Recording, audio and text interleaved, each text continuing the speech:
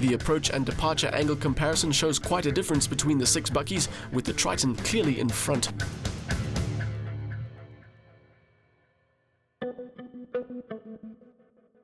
While our 6 contenders in this double cab comparison were all very different, they did prove that these are vehicles perfectly suited to their role as all-rounders, coping with a wide variety of conditions with enthusiasm. But as is always the case, some were simply better in that all-round role than others.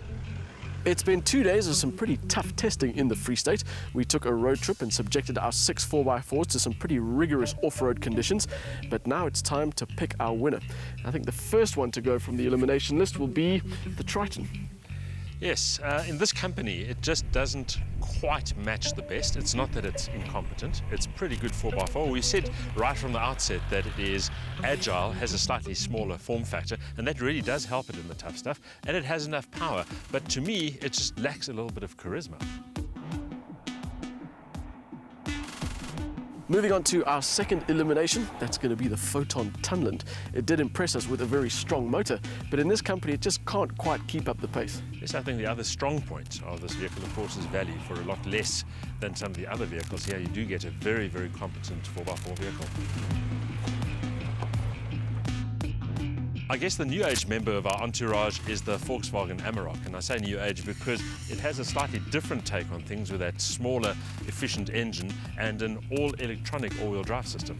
But nonetheless, still very competent off-road and a very nice looking machine and good to drive on the open road as well. It also exudes a lot of quality. I think that cabin in particular really feels very well screwed together.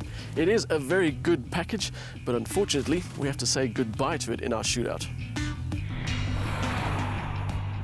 From here, it's going to get tougher and tougher because our 3 remaining 4x4s are all very good machines. But unfortunately, the next to go is the Isuzu KB. Yes, and I think the Isuzu impressed us in terms of ride quality. It really, of all these vehicles, is the one that feels almost car-like in terms of how comfortable it is, regardless of the terrain.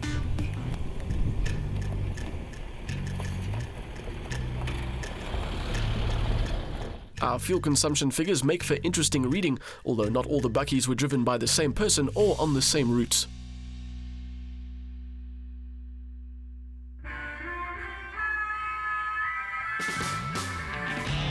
In the end, we were left with 2 contenders. The Ford Ranger consistently impressed us with its combination of modern looks, on-road comfort, excellent interior packaging, and dynamic capability on and off the road.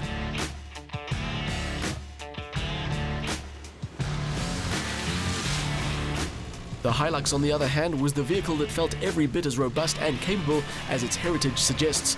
Unstoppable and effortless in the rough, if not quite as refined as the Ford, and having to make do with a 4-speed auto gearbox.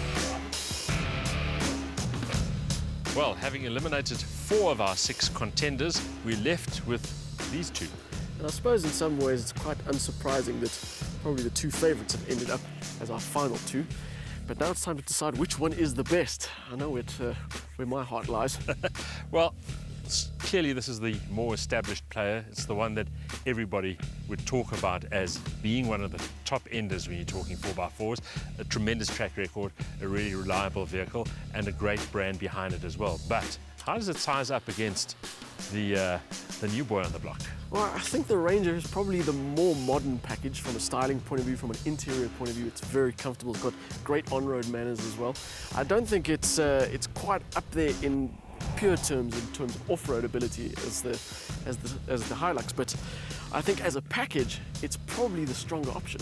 I think what one has to recognize here as well is that, of course, these vehicles don't just get used off-road. It's all about versatility. It's about the package, about a vehicle that you can use as a commuter day to day, then come to a place like this, drive it in 4x4 low range, and feel safe and feel that you're in a very competent, very capable vehicle. And in that sense, yes, I tend to agree with you that just has a certain attraction to it, which maybe this as the traditional choice doesn't quite match. And then there's the question of value, which I think both of these cars are pretty much on the same level when it comes to that. Yeah, but that certainly has a lot of bang for the buck. I suppose you're starting to talk small differences, but let's agree to agree for once. Actually, for once, it's amazing. And champion the Ford. I'll take it. Thank you very much. Our shootout winner is the Ford Ranger.